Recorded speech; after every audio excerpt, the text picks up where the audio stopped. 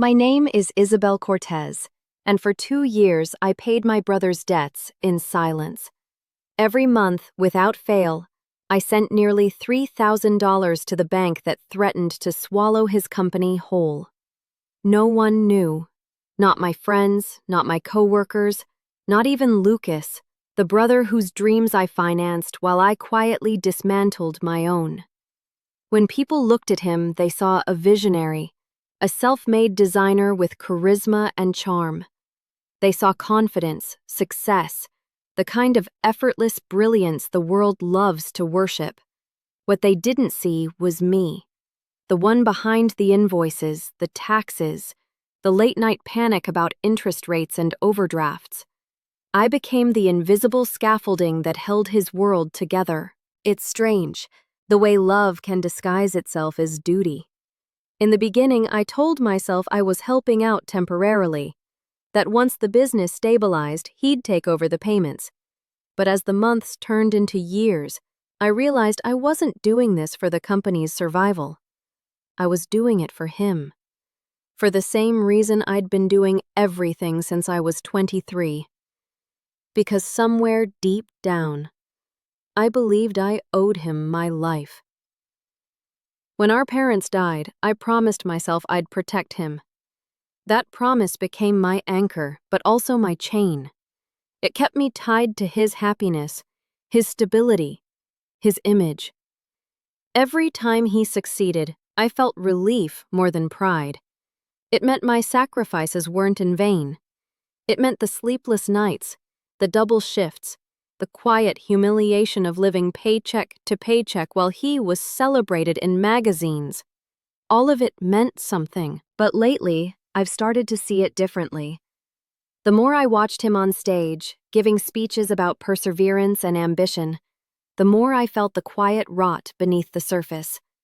He'd stand there, smiling, telling stories about how he built everything from scratch, while I stood in the back, unseen, realizing that maybe he had built it from scratch, but the materials came from me.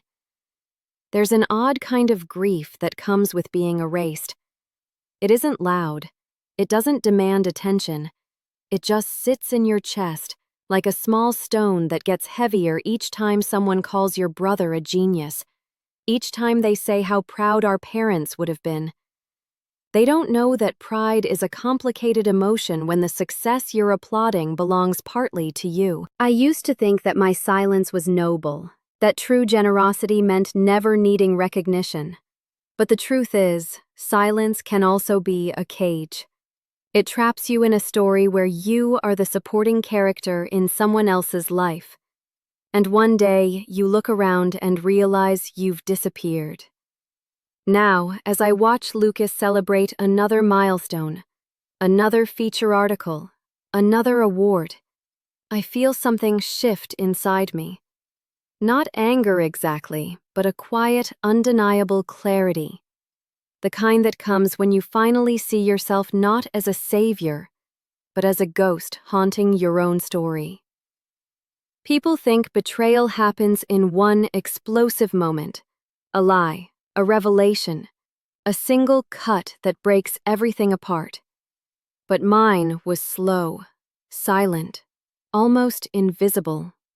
It was years of small erasures until there was nothing left of me but the debt I carried. Still, beneath the exhaustion, there's something else growing, a spark I thought I'd lost.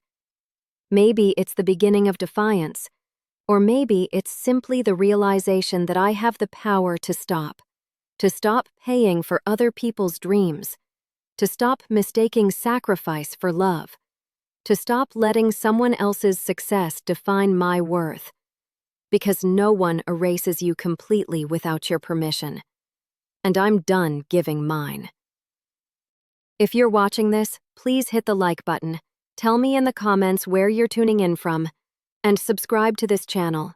Your support means more than you know, and sharing your own experiences helps remind people like me that we're not alone. There's a moment after tragedy when everyone expects you to know what to do next. Lawyers hand you papers. Distant relatives talk about arrangements.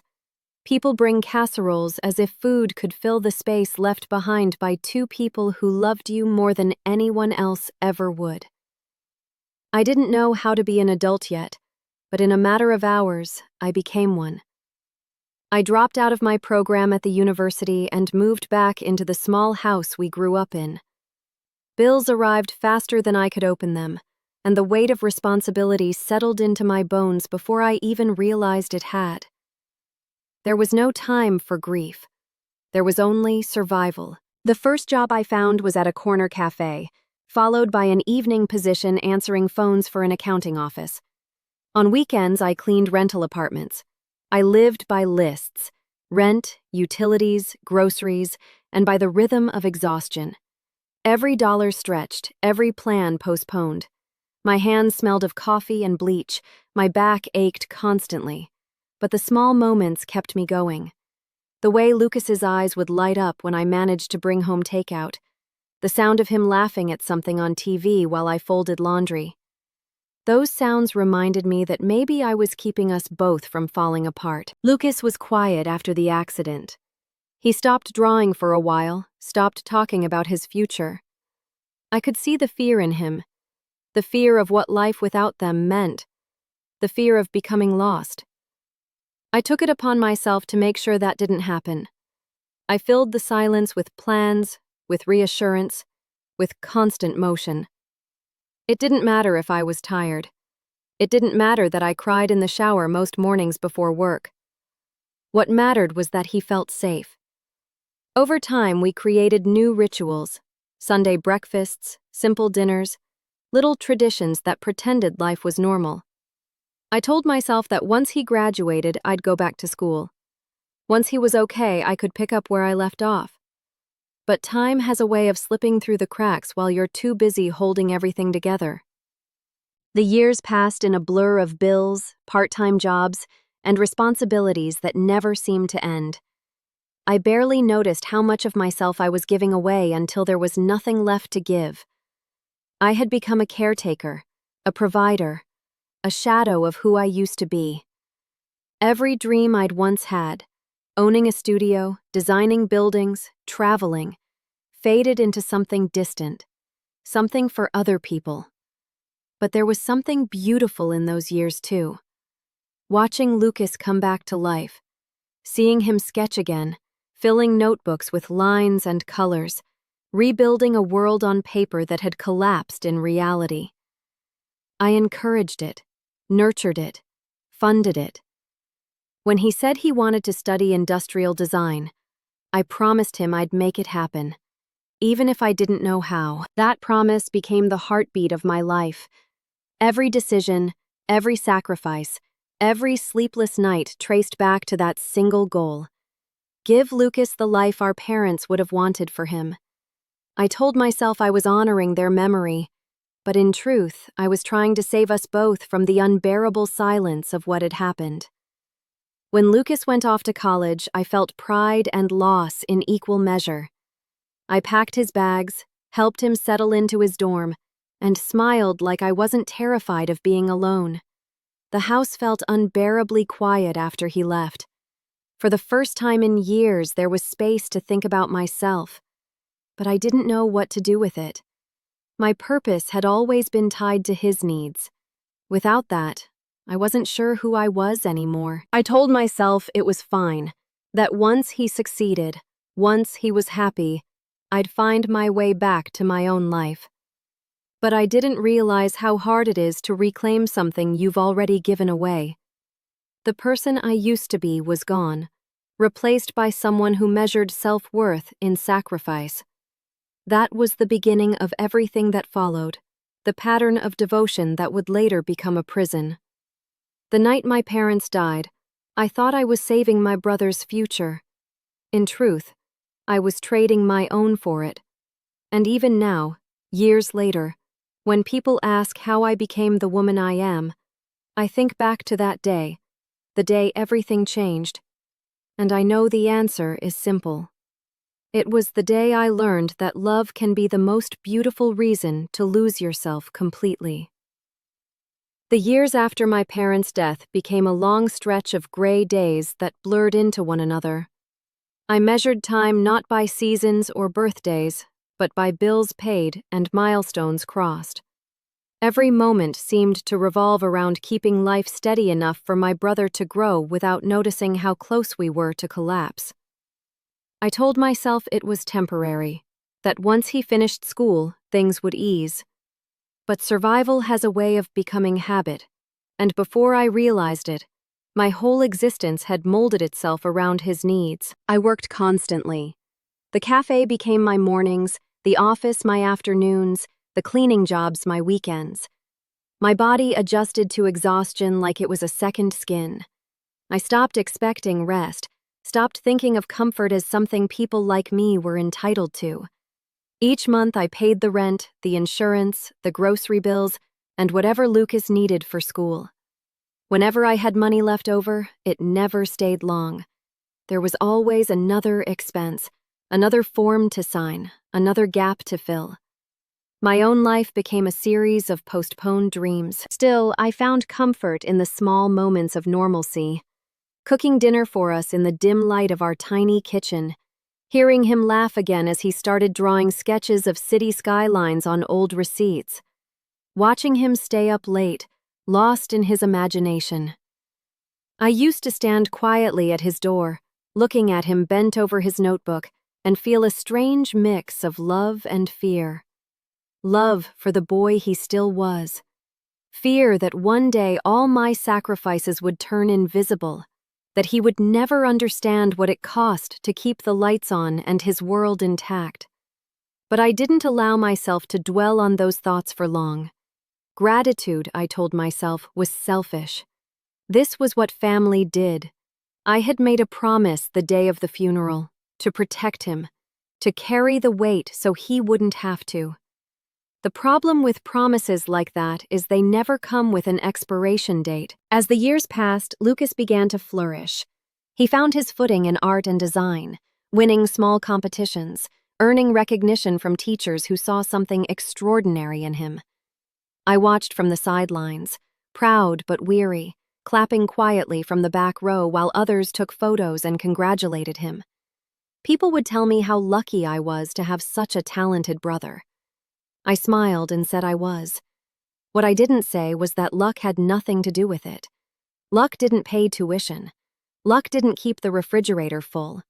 Luck didn't hold back tears at midnight when the numbers didn't add up. Eventually, I moved us into a small apartment closer to the city, near the community college where I could take night classes while Lucas finished high school. I was determined to finish the architecture degree I had abandoned. I thought that maybe, once I graduated, I could rebuild my own path. But even when I did finally walk across that stage years later, the victory felt muted. I wasn't the same girl who had once dreamed of designing skyscrapers. I was someone older, heavier with experience, who had learned to measure success not in ambition but in endurance. Lucas started college not long after. I helped him move into his dorm, setting up his desk, folding his clothes, leaving little notes of encouragement in his drawers. When I drove away, I cried harder than I expected. It wasn't just pride or fear. It was the quiet realization that my entire identity had been wrapped around caring for him. Without that, I didn't know what remained. I tried to build a life of my own again. I found steady work as a project coordinator at a small architecture firm, the kind of job that didn't make headlines but paid the bills. I began taking walks after work, learning to enjoy silence without responsibility attached to it, but the habit of worry never left me. Every time Lucas called asking for help with expenses or guidance with his classes, I said yes without hesitation. Saying no felt like betrayal. When he graduated, I sat in the audience surrounded by strangers cheering his name. He was radiant, confident, alive in a way I had never seen before. I remember feeling proud, but beneath that pride was something sharper, something I didn't want to acknowledge. It was envy, not of his success, but of his freedom.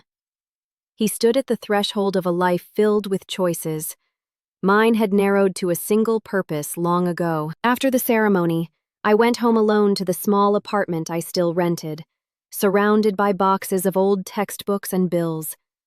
I made myself tea and sat by the window, staring at the skyline I had once dreamed of shaping with my own hands.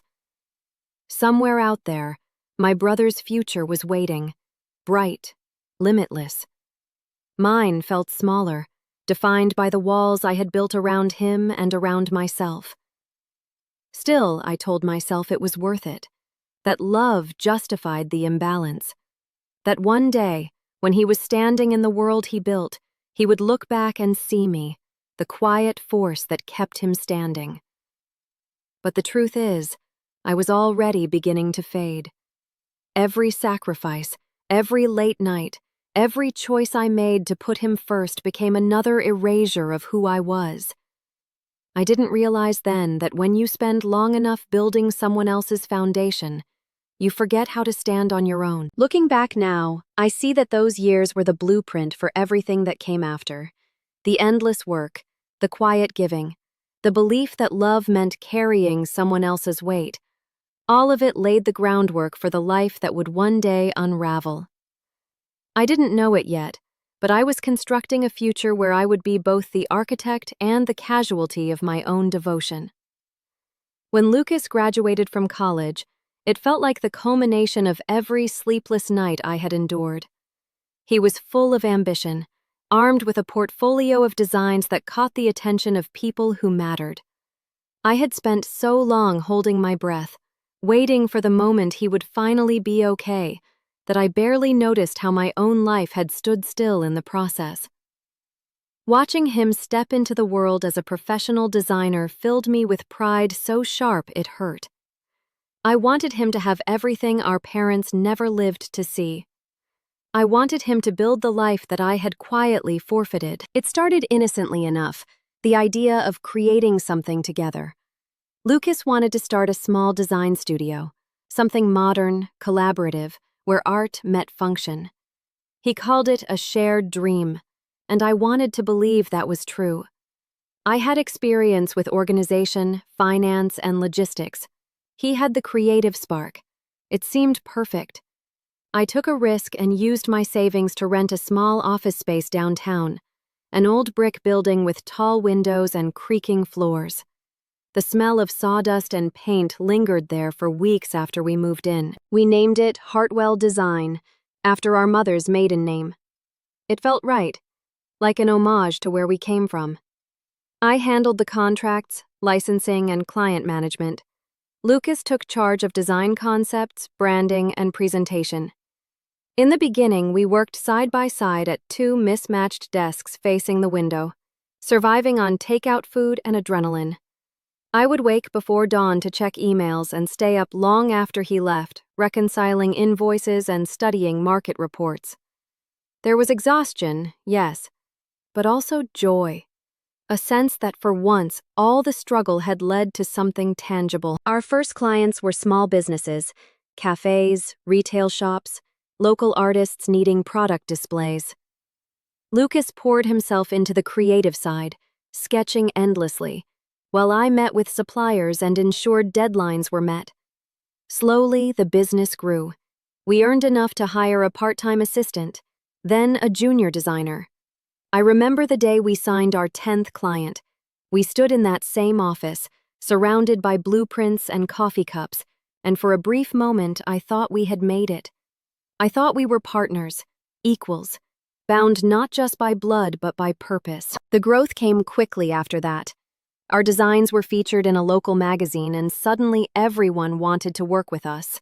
Lucas began receiving invitations to networking events, interviews, and conferences. He became the face of the company, the charismatic designer who seemed to have built a success story from nothing. At first, it didn't bother me. I was proud. I told myself that my role didn't need to be visible, that someone had to hold the back end together while he shone in the spotlight. But over time, the imbalance began to feel heavier. People stopped calling it our studio. Clients began addressing their emails to Mr. Hartwell instead of the Hartwell team. Articles referred to his vision, his genius, his bold approach. Each time I read one, it stung a little more. My name never appeared anywhere, not in interviews, not in write-ups, not even on the company's about page. It was as though I had never existed. Still, I stayed quiet. I told myself this was how family worked, that success for one of us was success for both. I convinced myself that I didn't need credit, that what mattered was that Lucas was thriving. I even justified his growing arrogance, brushing off his dismissive tone in meetings, and his habit of making decisions without consulting me. I thought I was being mature, selfless, the bigger person. In reality, I was slowly allowing myself to disappear. The workload increased, and so did the pressure. Lucas began chasing larger clients, contracts that required more capital, more risk. I warned him quietly about overextending, but he was intoxicated by success. The money came and went in waves, sometimes leaving us stretched thin. Still, I made it work, covering shortfalls from my personal savings when cash flow tightened. I told myself it was temporary, that he would eventually realize how much I was doing behind the scenes. As the company grew, so did the space between us. Lucas started spending less time in the office, delegating more tasks, attending parties, and mingling with potential investors. He hired new people without consulting me, replacing systems I had built from scratch. My role shifted from partner to background administrator, a supporting character in a story that no longer had room for me. There was a new tone in his voice when he talked about the company: ownership, singular and absolute. I caught glimpses of myself in reflective glass as he spoke to reporters, smiling, confident, magnetic.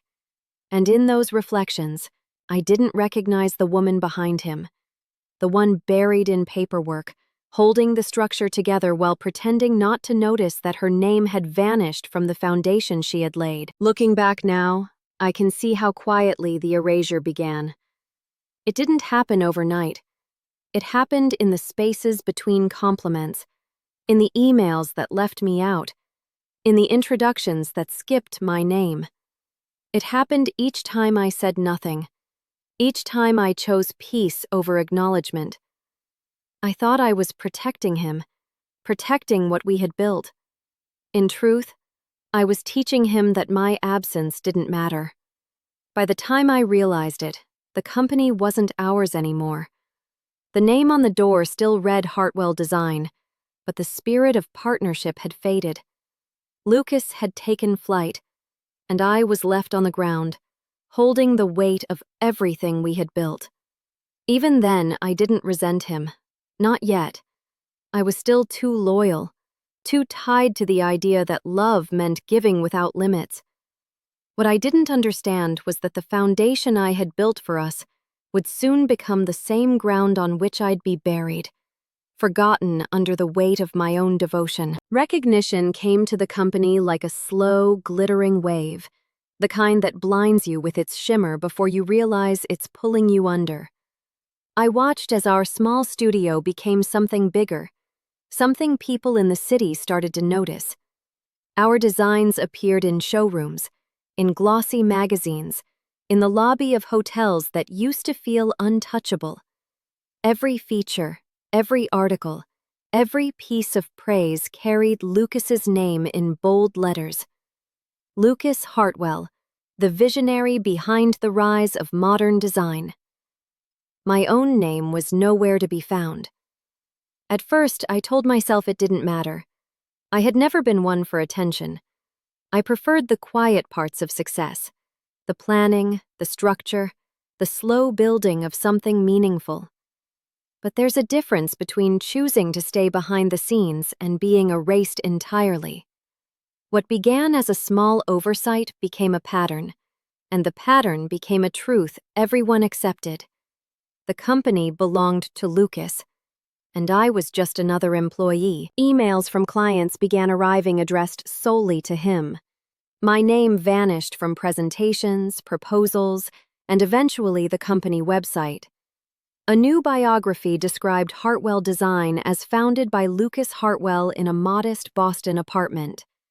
I remember staring at those words for a long time, my chest tightening as I realized I was reading a version of history that had been rewritten while I was still living it. The first time I saw him being interviewed on television, he spoke with the confidence of someone who believed every word of that revision. He told the story of how he started the company with nothing but an idea and a sketchbook. I sat in my living room, the light from the screen painting blue shadows on the walls, and felt something inside me fracture. It wasn't just the lie. It was the ease with which he said it, the way he smiled as though no one else had ever existed in that origin story. People began treating me differently too. New employees looked past me in meetings, waiting for Lucas to speak. Clients assumed I was part of the administrative staff. At events, introductions became brief, impersonal. I was no longer Isabel, co-founder. I was simply someone who helps with operations. Every correction I could have made stuck in my throat. The words were there, ready to defend my place, but I swallowed them down each time. I told myself that confronting it would make me look bitter, jealous, ungrateful. Lucas's growing fame drew a new crowd into our orbit: investors, socialites, journalists. Among them was Chloe. She appeared one spring afternoon like she had stepped out of a magazine herself, all soft colors and perfect symmetry. She was a public relations consultant, the kind of person who understood the power of an image better than anyone else. And she saw immediately that Lucas was the image worth polishing. Under her influence, his wardrobe changed, his speech softened, his ambitions expanded. She curated his persona like a brand, one carefully aligned with sophistication and innovation. The transformation was stunning, but beneath it, something colder began to grow. Lucas became less accessible, less collaborative. He stopped showing up to team meetings, leaving me to handle the details while he appeared only for photo shoots and signings. Chloe's presence amplified everything I had feared. She reinforced the narrative that Lucas was the genius, the visionary, the face of the company. When I tried to offer feedback, I was told, always indirectly, that I should focus on the numbers, that creative direction was Lucas's territory now. Slowly, my responsibilities were stripped away, one decision at a time, until I was left with administrative work that barely resembled the role I had once held. It's strange how invisibility doesn't arrive all at once. It seeps into you quietly, until one day you realize you've become a ghost in your own life. I started avoiding mirrors because I didn't recognize the woman looking back. She seemed faded, smaller somehow, as if she had been slowly edited out of her own reflection. Yet even as my place diminished, I couldn't stop caring. I still believed in the work. I still believed in him. Every new project that succeeded brought me a bittersweet kind of joy, pride tinged with the ache of absence. I told myself this was what love looked like, enduring silently, expecting nothing. But deep down, a quiet resentment began to bloom, growing roots in every corner of me I tried to keep pure. I think the turning point came at a fundraising gala. It was a glittering night, one of those events filled with people who spoke in rehearsed compliments and empty laughter. Lucas stood at the center, radiant under the warm lights, shaking hands with men who promised opportunity. When the time came for his speech, I watched from a distance as he thanked everyone who had believed in his vision. The investors, the mentors, the loyal team that had helped him rise. He thanked Chloe for her unwavering support and inspiration. My name never left his lips. The applause that followed was thunderous. Cameras flashed, champagne glasses clinked, and I realized with startling clarity that no one in that room knew who I was. I could have vanished right there and no one would have noticed. I left early that night, slipping out into the cold air, my heels clicking against the pavement like punctuation marks at the end of a chapter. From that moment on, something in me began to detach. I still showed up for work. I still handled payroll and contracts. I still kept the machine running. But emotionally, I started withdrawing, inch by inch. I stopped staying late. I stopped volunteering to fix problems. I stopped hoping for acknowledgement that would never come. It's almost funny now looking back at how much I endured before realizing what was happening. I thought I was being patient, understanding, supportive. In reality, I was participating in my own erasure. Every time I stayed silent, I gave permission for the lie to grow stronger. Every time I smiled through discomfort, I helped him rewrite the story. By the time I finally faced the truth, it was too late. Lucas had become a brand, and I had become a footnote, a name that could be deleted without consequence. The company still bore our family name, but the connection between us was gone. He was the celebrated architect of success, and I was the foundation buried beneath it. That was the beginning of my disappearance, not from the world, but from myself. The woman who had once built dreams now lived in the shadows of someone else's triumph. I told myself it was temporary, that things would balance out again. But deep down, I already knew the truth. Once you allow yourself to vanish for someone else's comfort, it's nearly impossible to find your way back into view. The decline came quietly, like everything else in my life had. At first, it was just a few late payments to suppliers, a client who delayed an invoice, a project that went over budget. Lucas called it a temporary slowdown, something that would correct itself once a few new contracts came through. But I could see the truth in the numbers. The studio was sinking. I had seen the same patterns before. Expenses creeping higher, income shrinking, the silent panic that hides behind confident smiles. The difference now was that the burden was no longer shared. The company might still have carried our family name, but I was no longer part of it in any real sense. I was there in body, performing the tasks that kept things from falling apart. But emotionally, I had already been written out. Yet even as I watched the walls begin to crack, I couldn't let it collapse. Not because I owed Lucas anything anymore, but because I couldn't bear the idea of seeing everything I'd built destroyed. It's strange how attachment works. You can know that something is killing you and still cling to it, as if letting go would make all the years before meaningless. That's what Hartwell Design had become to me, a monument to my sacrifices. If it fell, I feared the proof of my existence would fall with it. The bank statements grew uglier each month. I started paying bills out of my own pocket, small amounts at first, just enough to bridge gaps. But the gaps widened. I told myself it was temporary, that I was just buying time until things stabilized. I didn't realize how quickly the numbers would multiply, how easily a few $1,000s could turn into tens of thousands. When Lucas mentioned taking out a loan to restructure operations, I panicked. The company's credit was already strained, and I knew he wouldn't get approved. That was when I made the decision that would change everything. I took out a private loan under my own name, $80,000.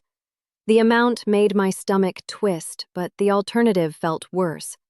I told myself I was protecting our legacy, preserving the business that had become a symbol of my parents, my brother, and every part of me I had already given away. I told myself that one day Lucas would know and he would be grateful. But deep down, I already knew the truth. He would never find out because I wouldn't tell him. Each month, I made the payments in silence. The automatic withdrawal appeared like clockwork, a quiet thief taking pieces of my future one transaction at a time. I adjusted my life to accommodate it. No more dinners out, no new clothes, no vacations. I learned to live with less, to breathe through the tightening pressure in my chest when the bills arrived. My paycheck disappeared before it ever touched my hands, feeding a debt that wasn't even mine. The irony was almost poetic. The company that bore our mother's name, built with my hands, fueled by my labor, was now being kept alive by a loan signed in my own blood. And still, no one knew. Lucas continued to give interviews about the resilience of small businesses, about how hard work and persistence had carried him through difficult times. I watched him talk about perseverance while standing on a stage I had financed. I wanted to feel anger, but what I felt instead was fatigue, the kind of exhaustion that seeps into your bones and turns into numbness. I told myself I was doing what I had always done, protecting him. But it wasn't love anymore. It was habit. It was fear. The thought of stopping terrified me more than the thought of continuing, because at least the pain was familiar. Months passed. The company stabilized just enough to breathe again, but the debt I carried didn't. It became my shadow, following me into every corner of my life. I avoided checking my bank account. I ignored calls from my financial advisor. I learned to live inside the quiet panic of debt the way one lives with a chronic ache, never fully conscious of it, but never free from it either. Lucas's success began to rebuild around that invisible support. He moved into a new apartment, started posting pictures of luxury vacations, and invested in a line of designer furniture under the Hartwell brand. Each image stung like a paper cut, small, sharp, easily dismissed, but cumulative. I reminded myself that I had chosen this, that it wasn't about fairness or recognition. It was about survival. And yet, sometimes, late at night, I would imagine what it would be like to stop. To call the bank and cancel the payments. To watch the illusion of his independence crumble. The thought terrified me as much as it thrilled me. It felt cruel, and I wasn't sure which version of myself scared me more, the one who kept giving, or the one who could imagine stopping. The truth is, the line between love and obligation had blurred long ago. I had convinced myself that selflessness was a virtue, but all it had done was teach me to disappear. Every payment I made was another step deeper into the shadows, and still, I couldn't stop. There's a kind of silence that becomes a way of life. It's the silence of the person who smiles through debt, who hides their exhaustion behind polite words and efficient work. I carried that silence like a badge of honor, as if suffering quietly made me noble. But nobility doesn't pay interest, and love doesn't erase a loan statement. Looking back now, I realize that was the moment my story crossed a threshold. I wasn't saving my brother anymore. I was sustaining the myth of him. I was keeping alive a version of our story that had long since died. And though I didn't know it yet, the day I stopped making those payments would be the day I finally started to exist again. The night of the gala felt like the end of something, though at the time I couldn't name what. The invitation arrived embossed in silver, celebrating 10 years of Hartwell design. It was the kind of milestone people dream of, 10 years of success, of perseverance, of triumph over struggle. For Lucas, it was proof that he had built an empire. For me, it was a reminder that I had spent a decade building something that no longer belonged to me. Still, I went. I told myself I should be proud. I had given everything to this company, to my brother, to the legacy of a name that used to mean family. I dressed carefully, choosing a simple black gown that made me feel invisible in a crowd that valued sparkle. The event was held in a glass-walled hall overlooking the harbor, a cathedral of wealth and ambition. The air smelled of perfume and champagne, the hum of polite conversation rising beneath the soft music. As I walked in, I saw my brother at the center of it all, confident, radiant, surrounded by people who treated him like royalty. His laughter filled the room, smooth and practiced. I stood at the edge of the crowd, watching him shake hands with investors, pose for photographs, tell stories I had heard 100 times before but rewritten to feature only him. Every flash of a camera erased me a little more. The speeches began an hour in. Lucas stood under a canopy of lights, his reflection mirrored in the windows behind him. He spoke about the early days, about his humble beginnings, about the long nights and risks he had taken. The audience hung on every word. I waited for some acknowledgement, some mention of the person who had been there through every deadline, every bill, every setback. But my name never came. When he thanked those who believed in his vision, he looked toward his investors, his mentors, and finally, his girlfriend, Chloe. The applause was thunderous, a standing ovation for a story that wasn't true. I clapped too because that's what ghosts do. They haunt quietly, applauding the living while remaining unseen. Something inside me cracked that night. It wasn't anger, not exactly. It was grief. The grief of realizing that the life I had built was built on a lie. I had carried the foundation of this company on my back, sacrificed years of my life to keep it alive, and yet I had become a stranger to its success. The faces in the room celebrated a version of events that erased me completely. After the speech, people approached him in waves, offering congratulations and admiration. I drifted along the edges, invisible. I caught glimpses of my reflection in the glass walls, just another figure in a sea of strangers. I thought of my parents then, of the promise I had made to protect Lucas, to make sure he had the life they would have wanted for him. I had done that. I had fulfilled it completely. And in doing so, I had lost the life they would have wanted for me. I left the gala early. No one noticed.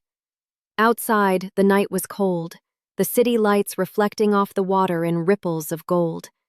I walked for blocks, the sound of my heels echoing against the pavement like a metronome counting down the years I had wasted. When I reached my apartment, I sat in the dark and let the silence close around me. It was a silence that didn't comfort. It suffocated. The following days passed in a haze. The world kept moving, but something inside me had stopped. Lucas continued posting photos from the gala, thanking supporters, basking in the attention. Each post was another knife, not because of the success itself, but because of how familiar it all was. The designs I had helped create, the contracts I had negotiated, the dream I had sustained. And yet, it all existed under his name alone. For weeks, I replayed the night in my head, wondering why that was the moment everything changed. There had been betrayals before, smaller ones, quiet ones. But this was different. This was public. It was final. Watching him take credit for everything we had built together made me see the truth I had avoided for years. I wasn't his partner. I wasn't even his equal. I was his shadow. And shadows don't get remembered. The strange thing about heartbreak is that it doesn't happen all at once. It comes in fragments. The empty chair at the table, the message left unanswered, the subtle realization that your presence no longer holds meaning. I had mistaken endurance for strength. I had thought loyalty was love. But what I had been all along was a placeholder for his ambition, something to stand on until he could reach higher. By the end of that month, I stopped waiting for recognition. I stopped expecting gratitude. The last pieces of denial fell away, leaving only exhaustion and clarity. I saw the truth of what my life had become. I was financing a dream that no longer had a place for me. The night of the gala wasn't just a celebration of his success. It was the funeral of my illusion. Standing in that glittering room surrounded by applause and light, I finally understood that I had spent 10 years building a monument to someone else's story.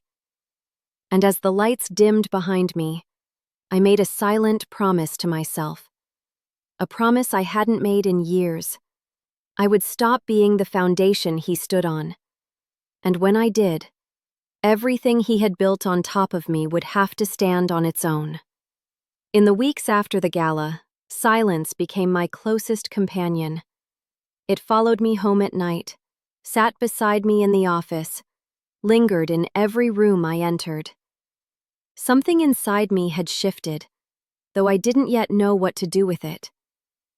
The image of Lucas standing beneath those lights, thanking the world for a dream I had built, played in my mind on an endless loop. It was the kind of memory that doesn't fade. It festers. The company began to strain under its own weight. Success had turned to overreach, expansion into excess. Projects became larger, riskier, and the numbers no longer added up. I saw the trouble long before anyone else did. Late payments, missed invoices, a creeping mountain of debt hidden beneath layers of optimism. Lucas called it growing pains, but I knew better. It was decay disguised as progress. I could have stopped it sooner. I could have confronted him, demanded change, revealed the truth of what I had already sacrificed. But by then, I was too tired to fight. I had given every piece of myself to the company, and there was nothing left to defend. I worked through each day like a ghost moving through familiar walls, knowing the foundation was about to crumble, but unable to warn anyone who still believed in the illusion. Each night I returned to my small apartment, surrounded by the quiet life I had reduced myself to. My furniture was old, my clothes worn, my savings nearly gone. The loan payments for Lucas's company continued to drain what little I had left. It had become mechanical, the automatic deduction from my account, the invisible transfer that kept his empire alive 1 month longer. The irony was suffocating. He was celebrated for resilience while I was barely surviving it. Eventually, I stopped pretending I was helping out of love. It wasn't love anymore, it was compulsion. The habit of sacrifice had become its own kind of addiction. I was terrified of what would happen if I stopped. Maybe it was guilt, maybe fear, maybe both. Somewhere deep down, I believed that if I let everything fall, it would mean all those years had been wasted, that my parents' deaths, my lost education, my silent years of labor would amount to nothing. So I kept paying, feeding the beast I had helped create. But one morning, as I reviewed the accounts, the reality finally hit me with a clarity I couldn't ignore. The loan balance had barely changed. 2 years of payments, and I was still buried under the weight of it. The interest had become a slow-moving avalanche. My income barely covered the essentials. The company was still failing. Nothing had changed except me. I had grown smaller, dimmer, emptier. I remember sitting there, staring at the computer screen, feeling a kind of stillness I hadn't felt in years. It wasn't panic. It wasn't sadness. It was something quieter. Acceptance. I understood finally that this story had to end, and that I was the only one who could end it. That afternoon, I called the bank. My voice didn't shake. I gave them my account information and told them to cancel the automatic transfers.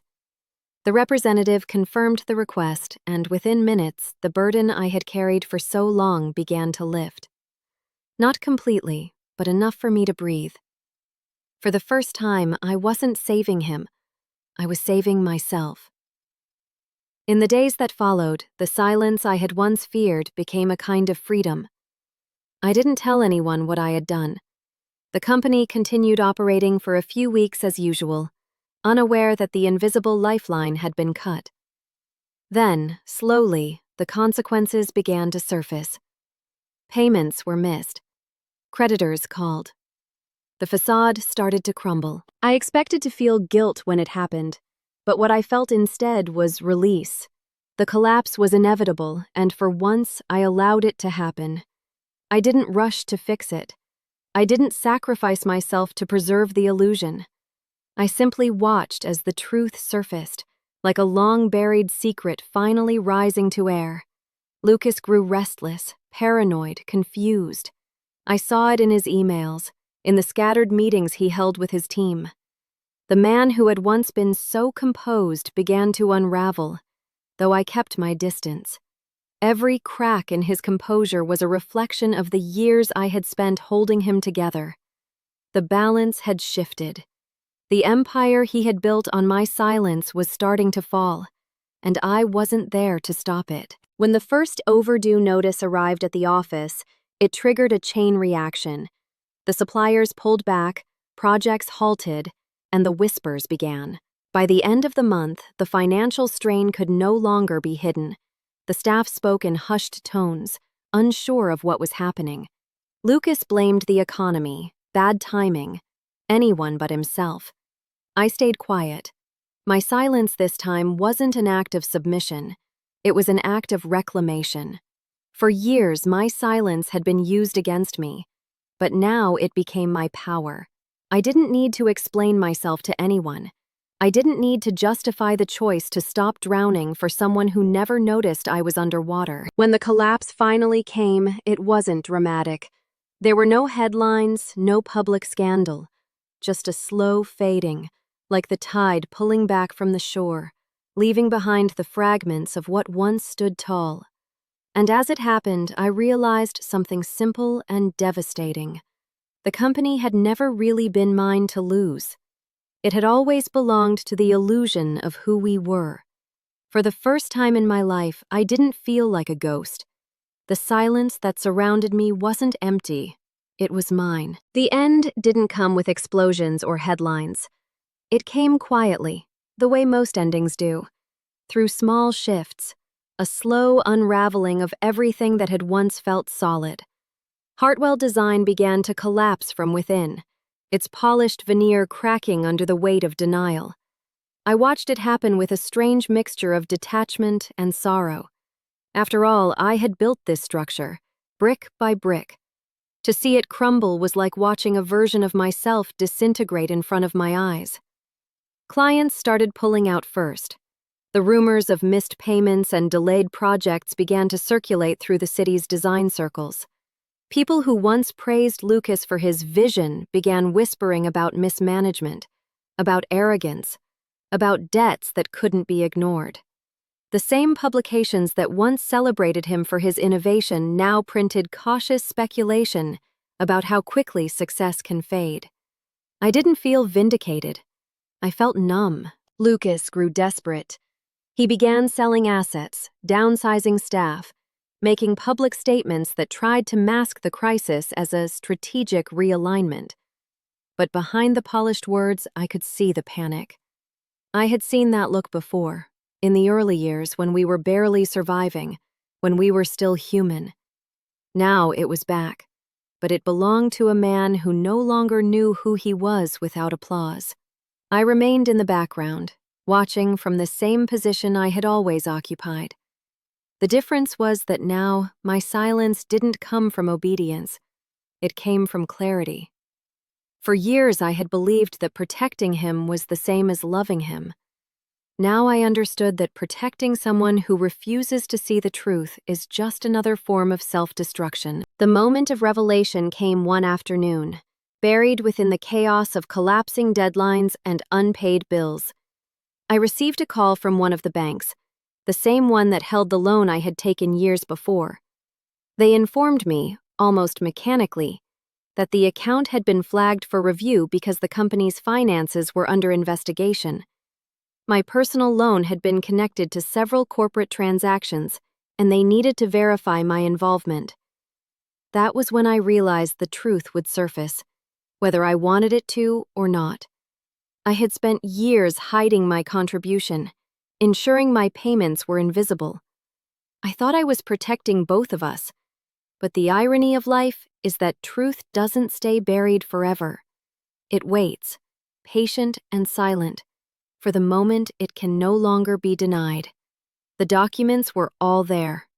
My transfers, my records, the quiet financial lifeline that had kept the company alive during its worst years. The investigation pulled everything into light. When the details emerged, they spread quickly. Within days, people began to whisper again, but this time the story was different. They talked about the sister who had been financing the company in secret, the woman behind the empire, the one who had given everything and received nothing. My name, absent for so long, began to appear in places it had never been allowed before. It was surreal. The world was finally seeing me, but for reasons that no longer mattered. Lucas didn't confront me directly, though I could feel the anger in every cold message he sent to the staff, every public statement that tried to downplay the revelation. The truth had stripped him of control. For once, he couldn't rewrite the story. The narrative he had built around himself was collapsing, just like the company, and there was nothing he could do to stop it. I should have felt triumph, but I didn't. The satisfaction I had imagined for years never came. The truth didn't feel like victory. It felt like loss. Every exposed secret was a reminder of what I had endured in silence. Every acknowledgement came too late to matter. I wasn't reclaiming what was mine. I was standing in the ashes of something that had already died long ago. The company filed for bankruptcy not long after. The building that once buzzed with energy and ambition became a hollow shell. Desks were cleared, walls stripped of art, files packed away. I stayed until the last day, walking through the empty rooms like one visits an old home before it's demolished. The scent of coffee and wood polish still lingered faintly, mixed with the stale air of abandonment. It was hauntingly familiar. In one corner, I found a small box filled with old sketches, Lucas's first designs, the ones we had made together when the dream was still shared. The lines were uneven, the colors faded, but they carried a kind of purity that the company had long since lost. I kept that box, not as proof, not as revenge, but as a reminder that once, before the ambition and the lies, we had built something honest. When the final locks were changed, I walked out of that building for the last time. The city was quiet that day, gray clouds hanging low, the air heavy with rain. I didn't look back. There was nothing left for me there. For the first time in years, I wasn't carrying anyone else's weight. I returned home to an apartment that suddenly felt too small for the life I had rediscovered. The silence that greeted me was no longer suffocating. It was peaceful. I sat by the window, watching the rain blur the city lights, and for the first time I allowed myself to grieve. Not for the company, not even for my brother, but for the years I had spent disappearing inside someone else's story. The truth had surfaced, and it had set me free. But freedom, I realized, doesn't come with celebration. It comes quietly, like the first breath after nearly drowning. It's not loud or triumphant. It's still, steady, and deeply human. After the bankruptcy, my life entered a strange kind of stillness. It was the kind of quiet that comes after a long storm, the air heavy, the world subdued, everything seemingly holding its breath. For years I had moved through life in constant motion, always fixing, adjusting, anticipating. Now there was nothing left to fix. The company was gone, my brother was silent, and the only thing left standing was me, tired, hollow, but free. Freedom was not what I imagined it would feel like. It didn't rush in as joy or triumph. It crept in slowly, tentative and uncertain, like a stray animal unsure whether it was welcome. I had spent so many years defining myself by service that I didn't know who I was without someone else to protect, without a crisis to solve. Each morning I woke to a quiet apartment and a life that no longer revolved around another person's ambition. At first, that emptiness terrified me. Then, slowly, it began to feel like space. Room to rebuild. The first thing I did was rest. It sounds simple, but I hadn't truly rested in years. I slept for long stretches, sometimes half the day, waking without an alarm for the first time in over a decade. I cooked meals that I ate alone, savoring the stillness. I stopped checking my phone constantly, stopped refreshing the company's old website, stopped scanning the news for mentions of Lucas. The world no longer needed my vigilance. Of course, the outside world didn't stop noticing. The story of Hartwell Design's fall had made its quiet rounds through the industry, and with it came curiosity about the forgotten sister who had funded the empire. A few journalists reached out, eager for interviews. They wanted me to tell the story, the betrayal, the debt, the silence. But I declined every request. I didn't owe the world my pain in exchange for recognition. I had lived invisible for so long. I wasn't ready to turn that invisibility into spectacle. Instead, I began to write, not for publication, but for myself. Late at night, I filled notebooks with the details I had kept locked inside me for years. The sacrifices, the lies, the quiet moments of doubt I had buried beneath duty. Writing became my form of exorcism. Each word I put on the page lifted a little of the weight I had carried for so long. I wasn't documenting revenge or redemption. I was simply remembering what it felt like to exist for myself. Lucas didn't contact me for months. At first, I checked my messages daily, half expecting an apology, half dreading one. None came. Eventually, I stopped checking. The silence between us became its own boundary, a necessary distance that allowed me to breathe. I learned later through mutual acquaintances that he had left the city, moving somewhere quieter to start over. Perhaps he too was facing the consequences of his illusions. Perhaps he wasn't. I no longer needed to know. What surprised me most was how the world didn't end when I stopped holding it together. For so long I had believed that my absence would cause everything to fall apart. But it didn't. Life moved on, indifferent and persistent. People found new jobs, new projects, new stories to tell. My absence wasn't a catastrophe. It was simply a shift. That realization was both humbling and liberating. I began taking small steps toward a new life, though the word new felt almost dishonest. It wasn't new, it was reclaimed. I dusted off old skills, rediscovered passions I had long buried under responsibility. I started consulting again, quietly, helping small businesses manage their finances and growth. The work felt honest, unglamorous but solid, grounded in something real. Each client I helped reminded me that I still had worth, even outside the shadows of someone else's success. Financially, the road to recovery was slow. The loan I had taken years before still lingered like a scar, but I faced it differently now. Instead of fear, I felt resolve. I made a plan, a practical one, and for the first time the payments I made were for myself, not for someone else's dream. There was dignity in that. There was peace in knowing that every step forward, no matter how small, belonged to me. In time, I reconnected with a few people who had once been part of my life before the company consumed it. Friends I had lost touch with, relatives I had kept at a distance. Many of them had heard fragments of the truth, enough to look at me with a mix of sympathy and admiration. But I didn't want pity. I wanted authenticity.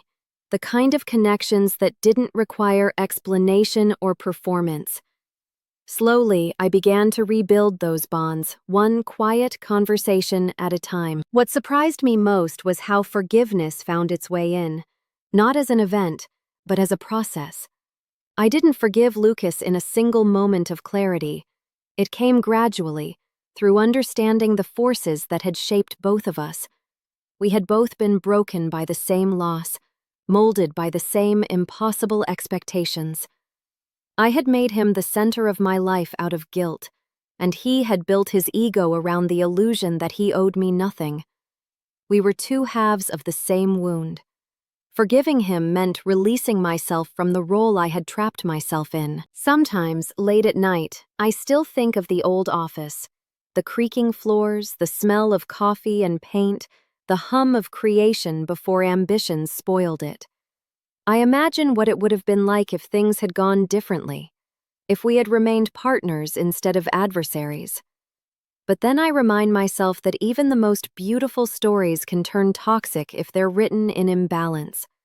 What we built together wasn't meant to last, but it taught me something invaluable: the danger of mistaking devotion for purpose. Now, when I wake each morning, the light filters through my window in a way that feels new, even though it isn't.